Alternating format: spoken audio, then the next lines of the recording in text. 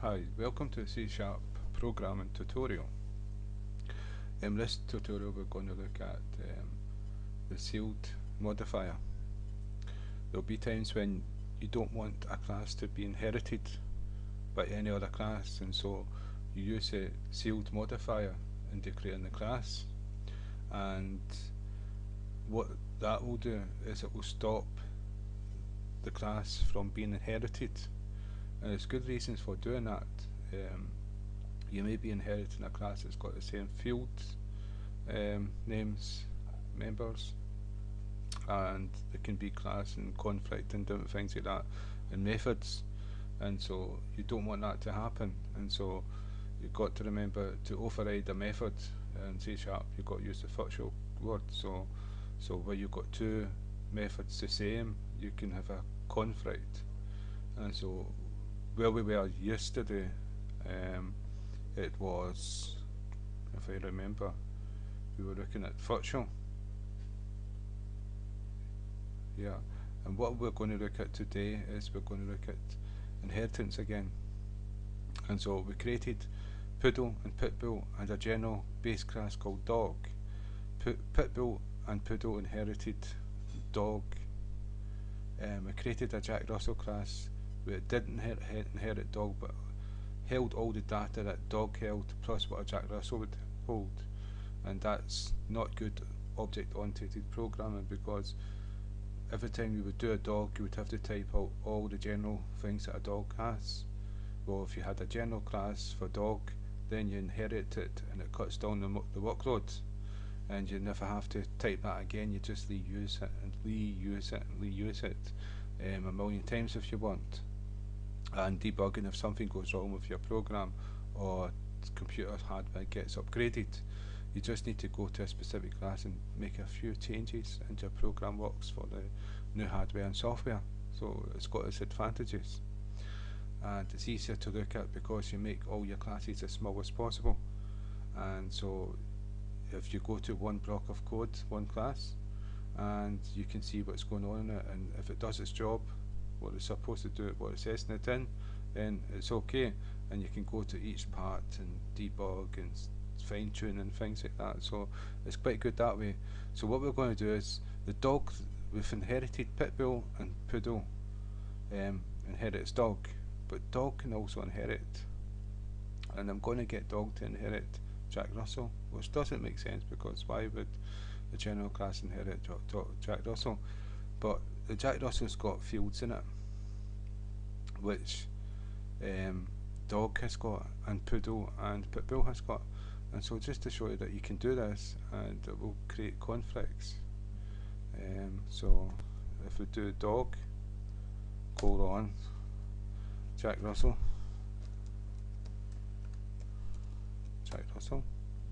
now Dog inherits Jack Russell, this one here, and you can see it's got the same fields, and so, and Poodle inherits Dog, and so does Pitbull. So what I want to really show you is if I go Poodle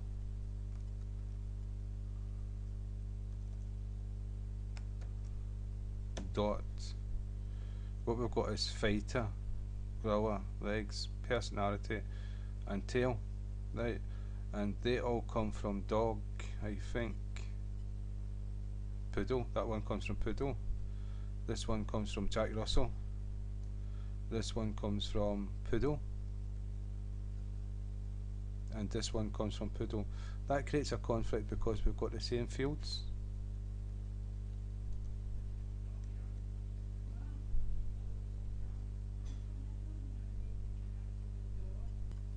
And the internal, if I go here, the internal protected has an effect on what can be seen, what cannot be seen. And you've got to remember is that you cannot override a method in C# without using the override and virtual commands. And so a conflict will appear because of the names. So if I take this away here, and if I put the Let me see what's in here. What's in Jack Russell? Tail, back, coat, fighter, personality. What's in here?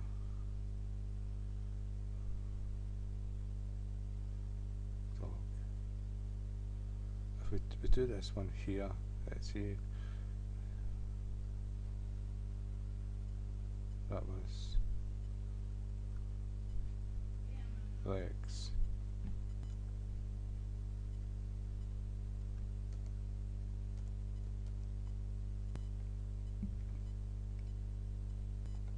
So it's like we've put legs in. We've got legs in Jack Russell, and we've got legs in dog, and we've got legs in poodle. But the one that's came up is Jack Russell, and so we need to be able to control what one we're going to use. And so having the same names and different what do you call it again? Different. Yeah, the reason why it's Jack Russell legs is because of the internal and protected modifiers. And if we look at the reason why, we'll go to Jack Russell. It's public, so everyone has access to it. If we go to poodle, let's see, it's part of dogs. If we go to it's protected, in other words, we are trying to access this from the static main, a different class, not the derived class or the base class. And so it's protected. It can only be accessed within the base class, within the derived class, the child class. And we are doing that outside, so we don't get access to the dog legs. What we get access to is the public one, and so that's we covered the internal and protected. And so, but you can see there's a conflict between the same variables. So what we would do,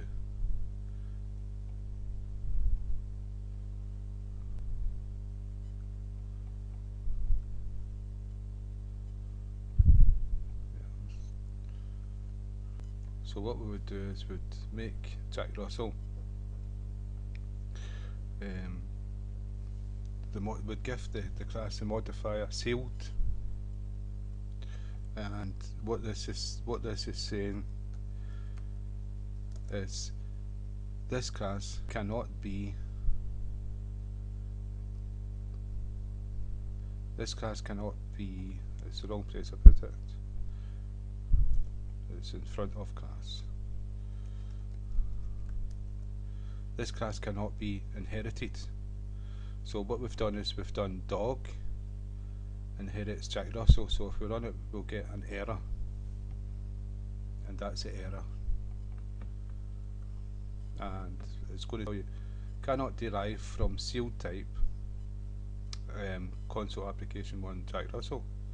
And so that's what it is. So what we've done, we've sealed this class so it cannot be inherited, so that we could not inherit these from dog. And now that we've inherited it for dog, we get an error, so we take that away. And so basically all sealed, the modifier sealed in front of class is saying that this class cannot be inherited. And it's very useful in the sense that you'll write a class where there's methods and you don't want them changed, or you don't want some class to inherit this, so you seal the class.